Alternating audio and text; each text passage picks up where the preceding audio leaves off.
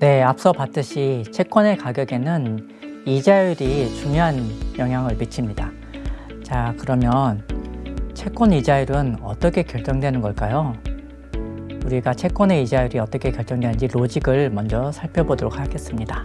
채권의 이자는 기본적으로 발행을 누가 했느냐에 따라서 크게 발행금리가 달라집니다. 국가가 발행하는 국채 또는 지자체가 발행하는 지방채, 이런 것들은 신용도가 좀 높지요. 그런 경우에는 신용도가 높기 때문에 즉 부도위험이 사실상 없는 거지요. 그래서 이자율이 조금 낮게 쿠폰 이자가 형성됩니다. 특수채나 공사채, 즉 특수채라고 하는 것은 대부분 저희가 알기로는 한국전력공사나 LH공사 같은 그런 공사 채권들을 의미하는데요.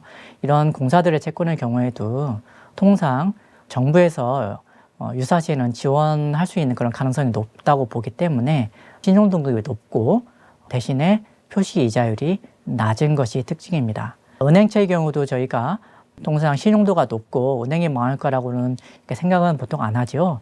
그래서 은행채도 신용등급이 높고 금리가 낮은 편입니다. 반면에 이제 여전채라고 하는 카드채나 캐피탈채 또는 일반적인 기업들의 회사채, 이런 것들은 통상 신용도가 여타 국채나 특수채, 은행채보다는 조금 낮고 대신에 표시 이자율인 쿠폰 이자율이 조금 높습니다.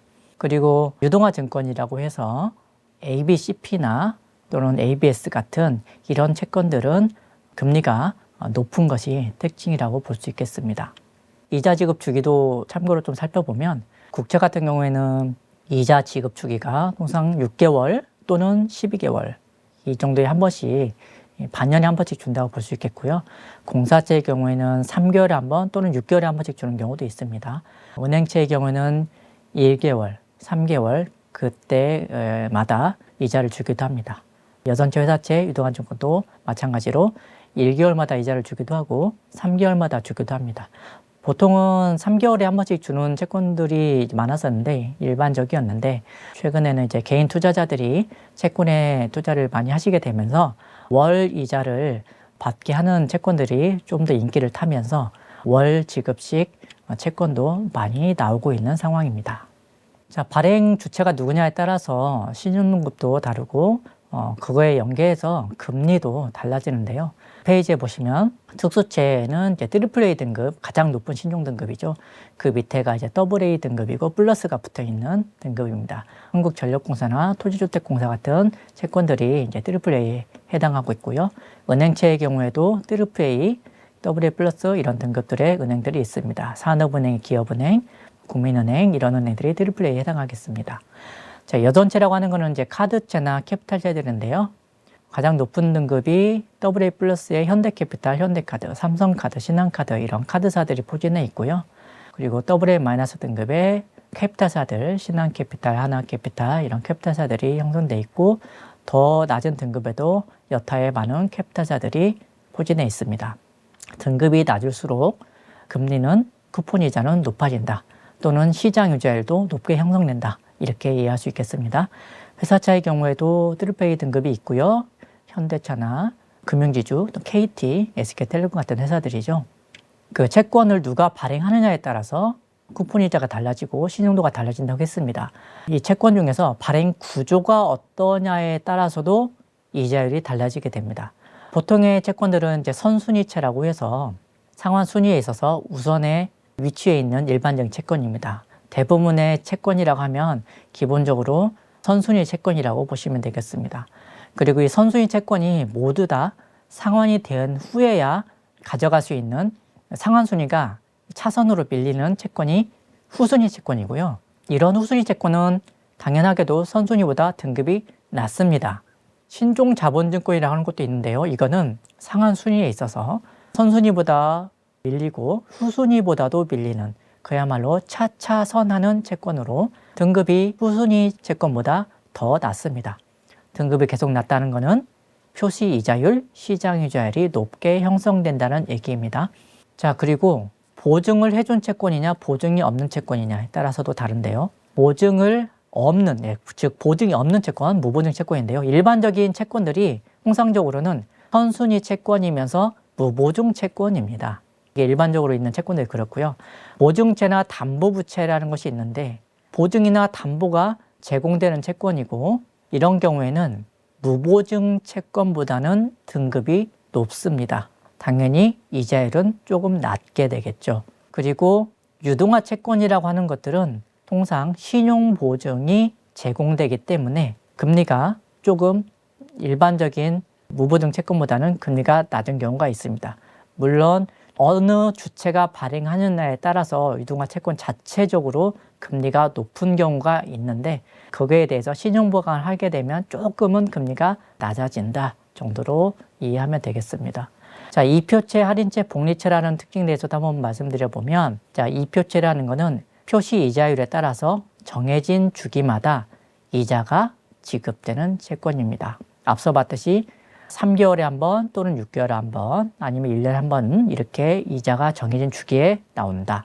할인채라고 하는 것은 액면가액보다 애초에 발행가액이 낮습니다. 앞서 말씀드리기로 액면가액과 발행가액이 발행 시점에는 똑같다. 그게 이제 일반적인데 발행 시점부터 애초에 액면가액이 만기에 돌려받는 금액이고 발행가액을 더 낮게 발행하는 겁니다. 대신에 낮게 발행해서 낮은 금액으로 취득을 한 투자자는 그 만기 때에 액면가액으로 높은 금액으로 상환받기 때문에 그 차이만큼이 이자율이다라고 이해하면 됩니다. 그것이 할인채에 해당합니다. 할인채는 통상 중간에 이자를 준다기보다는 만기 때 액면가로 돌려받는 것이 이자를 받은 거나 다름없다. 이렇게 해석이 됩니다. 자, 복리채라는 것은 표시 이자율에 따른 이자를 복리로 계산해서 만기에 지급해 줍니다. 앞서 채권 가격 계산할 때 1년에 한 번씩 이자를 준다. 또는 3개월이나 6개월에 한 번씩 이자를 준다. 실제로 현금 이자를 주는 게 아니라 그거를 가상으로 계산을 해놨다가 그 이자가 다시 원금에 재투자된다라는 가정하에 이자에 대해서 또 한 번 또 이자를 주는, 계산해 주는 그런 복리로 계산해서 만기에 한꺼번에 많은 이자를 주는 것이 복리채라고 볼 수 있겠습니다. 발행 주체에 따라서 신용 등급에 따라서 금리가 달라지고 발행 구조에 따라서 선순위, 후순위 이거에 따라서 금리가 어떻게 달라지는지 한번 보도록 하겠습니다. 자, 기본적으로 신용 위험이 없는 국채에 기본으로 해서 살펴보면 국채 금리가 3%인데 공사나 은행이 발행한다라고 하면 아무래도 국채보다는 신용 위험이 조금은 아무래도 있는 거니까 여기에 신용 위험에 대한 가산금리가 조금 붙게 됩니다. 0.3%가 붙는다고 한번 예시를 들어보고 회사채는 공사채보다 등급이 똑같은 AAA 등급이라 하더라도 공사보다는 조금 더 위험이 있다라고 보기 때문에 여기에 대해서 추가로 했을 때 얘는 0.4%가 국채보다 더 가산된 금리로 발행이 되게 됩니다. 3.4%가 되겠죠. 그런데 이 채권이 후순위채다. 그러면 선순위 채권이 아니라 후순위채라고 하면 신용등급도 좀 낮을 것이고 대신에 이자는 더 주게 됩니다. 가산을 해서 발행 구조에 따른 가산금리 0.5%를 더 주게 돼서 3.9% 쿠폰 이자가 형성이 될 거고요. 신종자본증권이다. 여기에 추가로 0.5%더 줘라 라고 해서 4.4%까지 표시이자가 형성될 수가 있겠습니다. 그런데 이제 트리플 B등급을 한번 넘어갈까요? 발행 주체가 트리플 B등급에 해당하는 회사다. 그러면 국채 3%에다가 신용 가산금리가 2%가 추가로 붙어서 5%로 발행이 될 수가 있는데 이 트리플 B 채권에 대해서 담보를 제공을 했다라고 했을 경우에는 0.5%를 금리를 내려서 담보가 제공된 만큼 신용등급은 올라갈 수 있습니다. 그러면서 표시이자율은 0.5%가 내린 4.5%로 형성이 될 수가 있겠습니다. 이거 예시로 설명드린 거고요. 이러한 구조로 이자율은 결정이 된다라고 먼저 말씀을 드리고요. 그리고 만기가 길면 길수록 이자율이 더 높아집니다. 왜냐하면 이거를 소위 장단기 기간 프리미엄이라고 하는데요. 왜냐하면 미래에 대한 불확실성, 즉 1년 뒤에 원금을 돌려받는 것과 5년 뒤에 원금을 돌려받는 것, 어떤 것이 더 불안정하고 불확실할까요? 미래의 만기가 길면 더 불확실하죠. 그리고 5년 동안 내가 마음대로 돈을 투자금을 빼서 쓸 수 없고, 물론 중도에 매각은 가능하지만 만기까지 간당간당하면 일단 5년 동안 유동성을 묶여놓는 거기 때문에 그런 유동성 위험에 대한 것까지 다 반영을 해서 만기가 길면 길수록 높은 이자율을 요구하는 것이 기본적입니다. 그래서 국채로 먼저 시작해 보면 이러한 기간 프리미엄이 만기가 길수록 더 높은 금리를 요구한다. 그것이 기간 프리미엄이라고 볼 수 있겠고요. 크레딧 쪽 채권으로 넘어가 보면 여기에다가 신용 스프레드라고 하는 신용 가상금리가 붙게 됩니다. 국채를 기초로 해서. 그런데 이 신용 스프레드도 보시면 만기가 짧은 구간에서는 신용 스프레드가 그렇게 많지 않은데 만기가 길수록 신용 스프레드가 크게 확대됩니다. 즉 더 높은 이자율을 요구한다는 거죠. 자, 만기가 길더라도 국채나 공사채 같이 신용위험이 낮다고 하면 적어도 미래에 대한 원금에 대한 불확실성이 조금 줄어들 수도 있는데 등급이 낮은 것으로 갈수록 미래의 원금에 대한 불안감이 더 클 수밖에 없죠. 그렇기 때문에 신용 가상금리도 만기가 길수록 더 높고 더 확대된다. 이렇게 이해할 수 있겠습니다. 자, 저희가 이제 이자율 결정 구조 장단기 만기가 길면 높은 이자를 요구하고, 그리고 앞서 봤듯이 이 발행 주체, 발행 구조에 따라서도 이자율이 바뀌게 형성된다라고 했습니다. 그런데요, 이것이 발행 시점에서 사실상 일단 다 결론이 납니다.